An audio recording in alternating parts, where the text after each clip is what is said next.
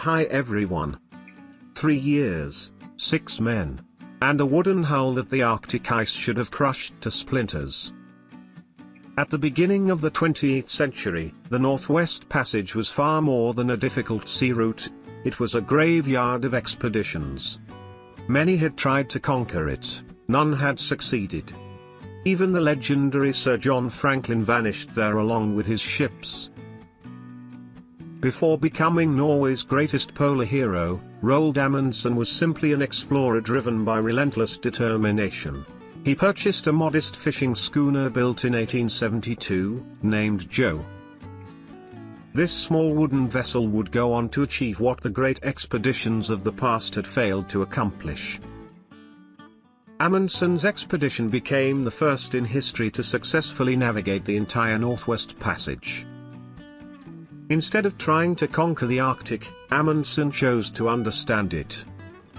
He observed, learned, and adapted, studying the land, embracing the knowledge of the local Inuit people, and learning to make the most of his ship's unique strengths.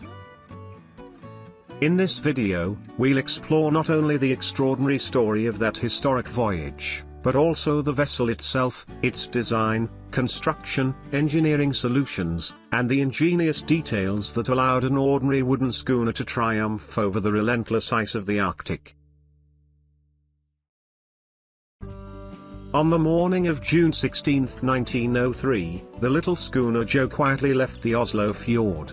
There was no cheering crowd, no military escort, and no certainty that anyone on board would ever return.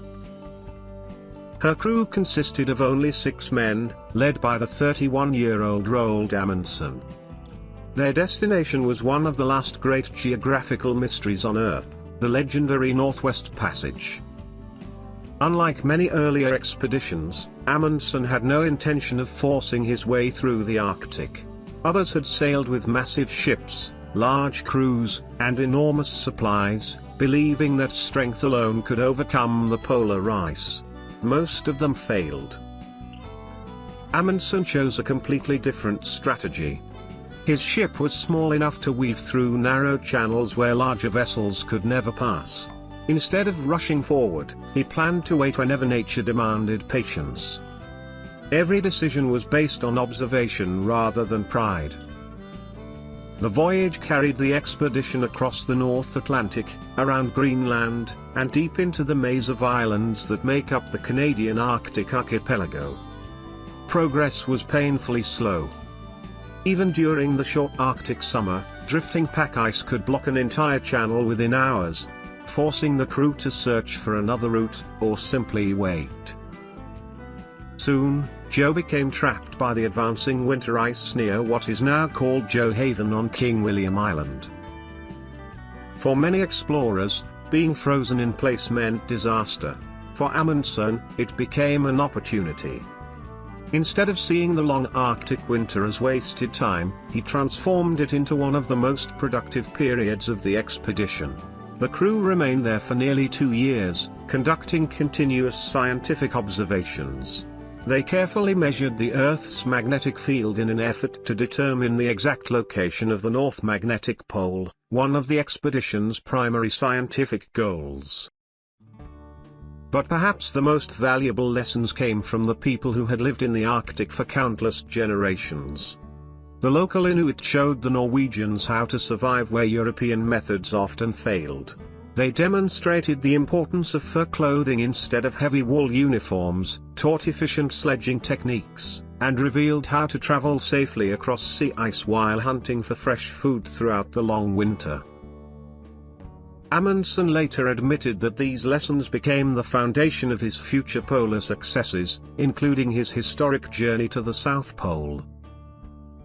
When the ice finally loosened its grip, Gjoa continued westward through increasingly narrow and shallow waters. Several times, the crew had to take depth measurements by hand before daring to move the ship forward. In some places, there was barely enough water beneath the keel. Finally, in the summer of 1906, after more than 3 years in the Arctic, Gjoa emerged into the Bering Sea. For the first time in history, a single expedition had successfully navigated the entire Northwest Passage from the Atlantic Ocean to the Pacific. Ironically, the voyage proved something unexpected. The passage did exist, but it was far too shallow, narrow, and ice-choked for the large commercial ships that many had imagined would use it. What had been one of the world's greatest geographical mysteries turned out to have little commercial value at the time. Yet the achievement itself changed the history of polar exploration forever. It proved that success in the Arctic did not belong to the biggest ship or the largest expedition. It belonged to those willing to understand the environment, adapt to its rules, and work with nature instead of against it. And no vessel demonstrated that philosophy better than the humble little schooner Gjoa. Let's take a close look at the Gjoa and discover the secrets of her construction.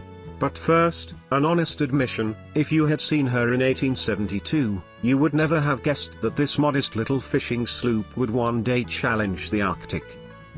She was a tough, hard-working vessel from the North Sea, nothing special at first glance. To turn her into a legend, Roald Amundsen had to become not just a captain, but an engineer, a carpenter, and a bit of a magician. So, what did he do? First and most importantly, he dramatically strengthened the hull. He added many extra frames, placing them much closer together than usual. Between the frames, the shipyard packed a special mixture of tar, sawdust, and cork. This created a tough, shock-absorbing layer that helped cushion the terrible pressure and noise from the crushing ice. But the most clever design feature was the shape of the hull itself. In cross-section, Gjoa had a beautifully rounded, almost egg-like bottom. This was a brilliant engineering solution. When the ice pressed against her sides, the ship didn't resist directly. Instead, she was gently squeezed upward, rising out of the ice's deadly grip rather than being crushed by it. Amundsen also installed a small but reliable 13-horsepower petroleum engine. In the unpredictable Arctic winds, where sails could be useless, this engine allowed the crew to carefully maneuver through narrow leads between ice floes. Inside, the ship was transformed for long-term survival. The crew's living quarters were carefully insulated with cork to prevent condensation from turning into ice on the ceilings. The hold was reorganized to include not only food storage, but also a small workshop where the men could repair equipment, build scientific instruments, and even bind books. Amundsen understood that 3 years surrounded by ice had to be productive as well as safe. Remarkably, from the outside, Gjoa still looked like an ordinary, harmless little fishing boat. This was perfect camouflage. The Arctic didn't see her as a threat, but thanks to her reinforced hull and clever rounded shape, she could survive where much larger and stronger ships were trapped or destroyed. Amundsen proved an important truth: in the Arctic, victory doesn't go to the biggest ship. It goes to the smartest one. The Gjoa was designed to yield, to flex, and to slip away. She didn't fight nature, she worked with it. And that philosophy is exactly what brought the expedition success. After successfully completing the Northwest Passage in 1906, Amundsen and his crew sailed Gjoa south to San Francisco, where they were met with great enthusiasm. Instead of risking the dangerous voyage around Cape Horn back to Norway, Amundsen decided to leave the little ship in California. The Norwegian-American community in San Francisco convinced him to sell Gjoa to them. In 1909, after 3 years anchored at Mare Island, the famous vessel was officially donated to the city of San Francisco. She was towed ashore and placed on display in the northwest corner of Golden Gate Park. Surrounded by a yellow fence, Gjoa became a popular attraction for locals and tourists alike, the tiny ship that had conquered the Arctic. Amundsen knew that the fame from the Gjoa expedition would help him later gain access to Fridtjof Nansen's famous ship Fram. So he and his crew returned to Norway aboard a regular passenger ship, leaving Gjoa behind in America.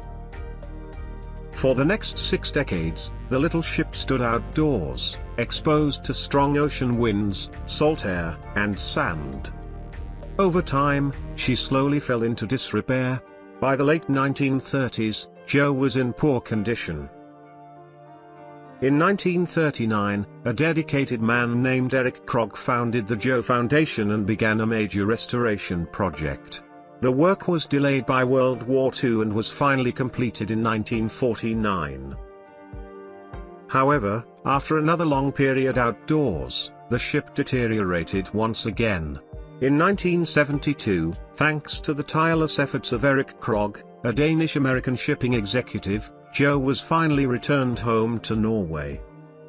For his remarkable contribution, Krogh was later knighted by the King of Norway.